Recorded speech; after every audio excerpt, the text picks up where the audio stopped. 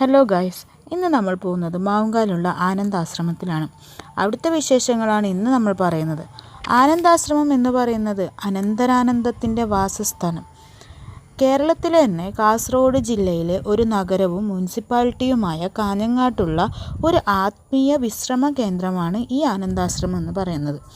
1931 സ്വാമി രാംദാസും പാപ്പ രാംദാസും പൂജ്യ മാതാജി എന്നു അറിയപ്പെടുന്ന മദർ കൃഷ്ണദായിയും ചേർന്നാണ് ആനന്ദാശ്രമം സ്ഥാപിച്ചത്.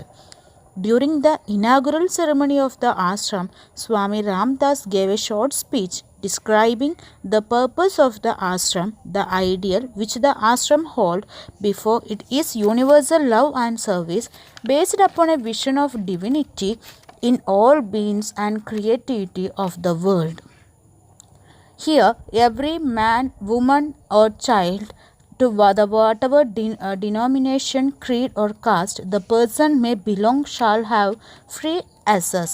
This is a place where every effort will be made to cultivate the spirit of mutual love and service, so that what is realized within its walls may prove as an example for the right conduct of human life in outside world.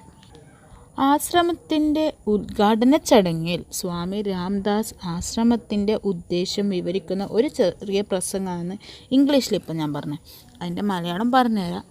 ലോകത്തിലെ എല്ലാ ജീവികളിലും സൃഷ്ടികളിലും ദൈവികതയെക്കുറിച്ചുള്ള ഒരു ദർശനത്തെ അടിസ്ഥാനമാക്കിയുള്ള സർവാത്രിക സ്നേഹവും സേവനവുമാണ് ആശ്രമം മുന്നോട്ട് വയ്ക്കുന്ന ആദർശം. ഇവിടെ ഓരോ പുരുഷനും സ്ത്രീക്കും കുട്ടിക്കും ഏത് വിഭാഗത്തിലോ മതത്തിലോ ജാതിയിലോ ഉൾപ്പെട്ടാലും സ്വതന്ത്രമായി പ്രവേശനം ഉണ്ടായിരിക്കുന്നതാണ്. പരസ്പര സ്നേഹത്തിൻ്റെയും സേവനത്തിൻ്റെയും മനോഭാവം വളർത്തിയെടുക്കാൻ എല്ലാ ശ്രമങ്ങളും നടത്തുന്ന ഒരു സ്ഥലമാണിത്. അങ്ങനെ അതിൻ്റെ ചുവരുകൾക്കുള്ളിൽ സാക്ഷാത്കരിക്കപ്പെടുന്നത് പുറം ലോകത്ത് മനുഷ്യജീവിതത്തിൻ്റെ ശരിയായ പെരുമാറ്റത്തിൻ്റെ ഒരു ഉദാഹരണമായി തെളിയിക്കപ്പെടുന്നു. ആശ്രമത്ത് നമ്മൾ പോയി കഴിഞ്ഞ് കഴിഞ്ഞാൽ നമുക്ക് പല കാഴ്ചകളും നമുക്ക് കാണാൻ പറ്റും.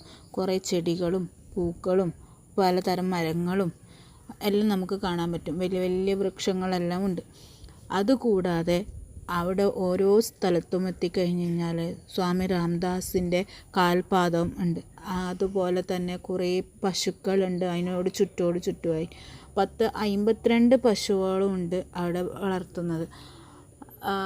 ആ പശു വളർത്തുന്നിടത്ത് തന്നെ നമുക്ക് അവിടെ എത്തിക്കഴിയുമ്പോൾ ഒരു പ്രത്യേകതരം ഒരു ഫീലാണ് പശു വളർത്തുന്നിടത്ത് എത്തുന്നത്. കാരണം എന്താണെന്ന് പറഞ്ഞാൽ ഈ പശുക്കൾക്കെല്ലാം പ്രത്യേക ഒരു പാട്ടും കാര്യങ്ങളെല്ലാം വെച്ചിട്ട് അവരെ ശാന്തമാക്കുന്നതാണ് അവിടെ. ആ ഒരു സ്ഥലത്തെത്തുമ്പോൾ ഒരു പ്രത്യേക ഒരു വൈബാണ് നമുക്ക് അവിടെ കിട്ടുമ്പോൾ. നമുക്ക് പ്രത്യേക ഒരു മനസ്സമാധാനവും എല്ലാം കിട്ടും ആ ഒരു സ്ഥലത്ത് കുറച്ച് സമയം ഇരുന്നാൽ തന്നെ.